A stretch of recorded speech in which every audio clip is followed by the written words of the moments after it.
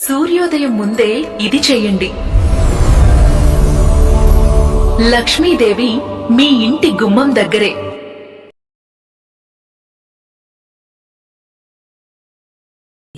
మనం కూడా ప్రకృతిలో ఒక భాగమే అయినప్పుడు మనం ఎందుకు అలసత్వంతో ఉండాలి? మన కర్తవ్యాన్ని మనం సక్రమంగా నిర్వహించినప్పుడే మనకు ప్రకృతి సహకారం అందుతుంది. లక్ష్మీదేవి ప్రకృతికి మూలం. ఆమెను ప్రసన్నం చేసుకోవడం అంటే ప్రకృతితో మమేకం అవ్వడమే. ఈ మూడు పనులు మనల్ని ఆ దిశగా నడిపిస్తాయి. ఈ ఆధ్యాత్మిక ప్రయాణంలో మనం తెలుసుకునే ప్రతి విషయం మన జీవితానికి ఒక దిశను చూపిస్తుంది.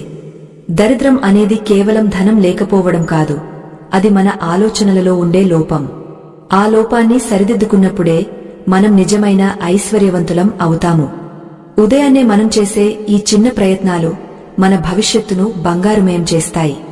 ఆ తల్లి అనుగ్రహం కోసం మన మనసును శుభ్రంగా ఉంచుకుందాం, మన ఇంటిని పవిత్రంగా మార్చుకుందాం. ఐశ్వర్యం అనేది వెతుక్కుంటూ వచ్చే రోజు కోసం మనం సిద్ధమవుదాం. ఉదయకాలపు సూర్యకాంతి భూమిని తాకకముందే ప్రకృతిలోని చైతన్యం పరమోచ్చ స్థితిలో ఉన్న ఆ సమయంలో మన గృహాన్ని ఒక పవిత్ర క్షేత్రంగా మార్చుకోవడం మన చేతుల్లోనే ఉంది.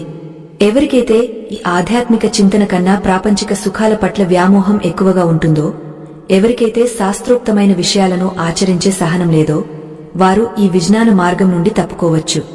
ఎందుకంటే మహాలక్ష్మి అనుగ్రహం అనేది కేవలం కోరుకుంటే వచ్చేది కాదు. అది అకుంఠిత దీక్షతో, నిరంతర సాధనతో మనం సంపాదించుకోవలసిన ఒక దివ్యవరం. సూర్యోదయానికి ముందే మేల్కొనడం అంటే అది కేవలం నిద్రను త్యాగం చేయడం కాదు, అది మన దౌర్భాగ్యాన్ని తరిమివేసి సౌభాగ్యాన్ని ఆహ్వానించడం. ఇంతవరకు మనం మన అరచేతుల దర్శనం ద్వారా అంతర్గత శక్తిని, గుమ్మం శుద్ధి ద్వారా బాహ్య పరిసరాల పవిత్రతను ఎలా పెంపొందించుకోవాలో తెలుసుకున్నాం. ఇప్పుడు మనం ఈ పవిత్ర దినచర్యలో అత్యంత శక్తివంతమైన మూడవ ఘట్టంలోకి అడుగుపెడుతున్నాం. అదే దీప ప్రజ్వలన. దీపం అంటే సాక్షాత్ పరమాత్మ స్వరూపం. వెలుగు ఎక్కడ ఉంటుందో అక్కడ చీకటికి చోటు ఉండదు. అదేవిధంగా జ్ఞానం ఎక్కడ ఉంటుందో అక్కడ అజ్ఞానానికి తావుండదు. మన ఇంట్లోని దారిద్ర్యం అనేది ఒక అజ్ఞానాంధకారం లాంటిది. దానిని పారద్రోలాలంటే మన ఇంట్లో దైవికమైన జ్యోతిని వెలిగించాలి. ఉదయాన్నే కాలకృత్యాలు తీర్చుకుని స్నానం ఆచరించి శుభ్రమైన వస్త్రాలను ధరించాలి. ఆ తర్వాత ఒక చిన్న కంచు దీపాన్ని సిద్ధం చేసుకోవాలి. మన సంప్రదాయంలో కంచులోహానికి ఒక ప్రత్యేకమైన విశిష్టత ఉంది.